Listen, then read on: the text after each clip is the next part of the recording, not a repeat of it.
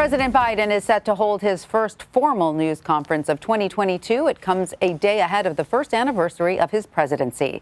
Meantime, the Biden administration says it will ship out 400 million N95 masks starting at the end of this week. The announcement comes as the official online ordering system for free at-home COVID tests begins. The virus is one of several issues Mr. Biden campaigned on. He has achieved mixed success so far, as well as on key legislative priorities. According to a recent CBS News poll, the president's approval rating sits at 44%, the lowest since he took office. CBS News Chief White House correspondent Nancy Cordes is following the latest from the White House. Hi, Nancy. So how is the president preparing for this press conference, and what is he likely to be asked? Well, Tanya, he has been meeting with his communications team consistently over the past 24 hours or so in preparation for this rare press conference. They're going over the various questions that they think he might be asked, formulating answers, the typical sort of thing that a president does, particularly when you're looking at a milestone press conference like this one, the first year anniversary, where he's likely to get questions about how he feels the first year has gone so far on a variety of fronts. Whether it's COVID or foreign policy or the economy. What does he think he did right? What does he think he could have done better? What are his plans for year two?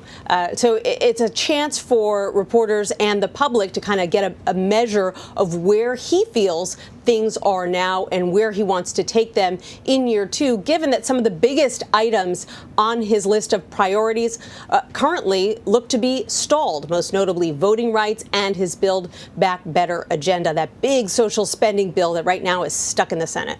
And Nancy, what would the White House like Americans to be focused on as we approach the one-year mark in the Biden presidency? And is that messaging breaking through? They would love, Tanya, for reporters to be talking all about certain aspects of the economy that they think have gotten much better under the president's watch. I mean, a year ago, we were looking at 6.9% unemployment. It's now down nearly in half. More jobs being created every month than we saw a year ago. On the other hand, they have to confront some very challenging statistics. Inflation, consumer spending prices up 7%.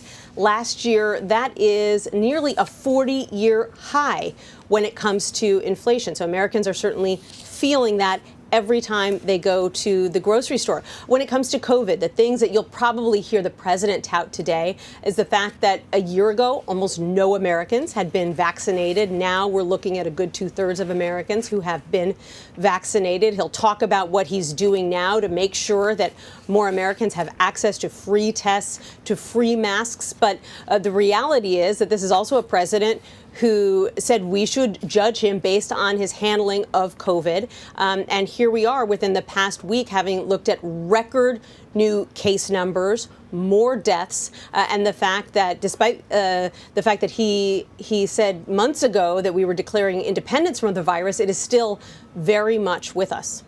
Absolutely. Nancy Cordes at the White House, thank you so much. You're welcome.